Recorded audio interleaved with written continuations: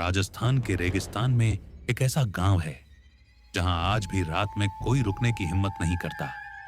कहा जाता है कि यहां अंधेरा होते ही अदृश्य परछाइयां चलने लगती हैं, दीवारों से अजीब आवाजें आती हैं और सदियों पुरानी चीखें हवाओं में गूंजती हैं।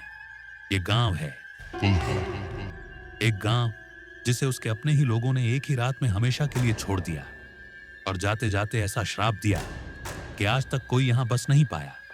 आज साइलेंट क्राइम पर हम आपको सुनाएंगे इस श्रापित गांव की सच्ची और डरावनी कहानी। कुलधरा कोई मामूली गांव नहीं था। करीब 13वीं शताब्दी में बसे इस गांव में रहते थे पालीवाल ब्राह्मण, जो अपनी समझदारी और मेहनत के लिए पूरे राजस्थान में जाने जाते थे।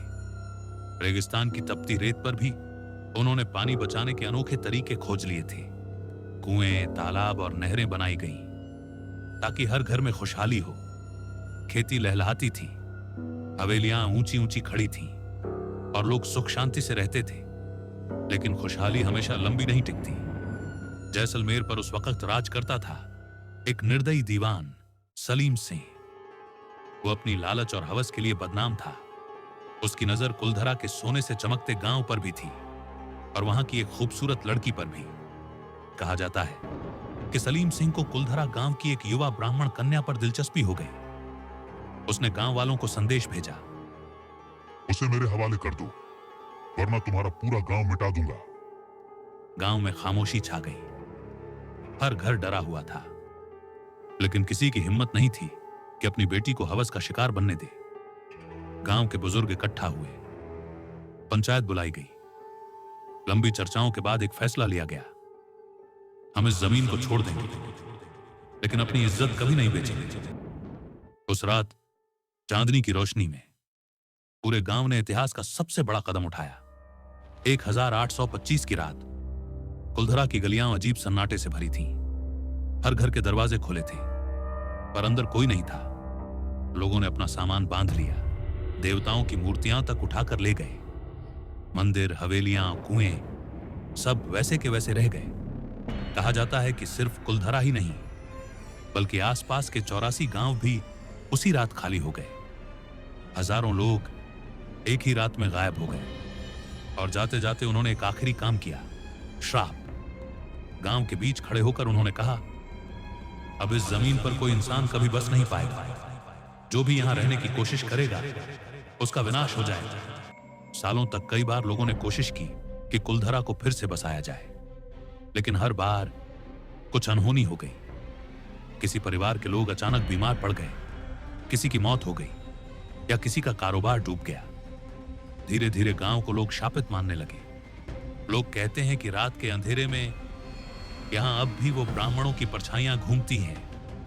कभी किसी लड़की की सिसकियां सुनाई देती हैं, कभी दीवारों से फुसफुसाहट आती है, तो कभी अचानक पैरों की आहट गूंजती है, जैसे कोई आपके पीछे पीछे चल रहा हो। आज भी जब सूरज ढलता है तो राजस्थान सरकार सख्त आदेश देती है, कुलधरा में रात गुजारना मना है। कई पर्यटक और पैरानॉर्मल एक्सपर्ट्स ने यहां रात बिताने की कोशिश की है।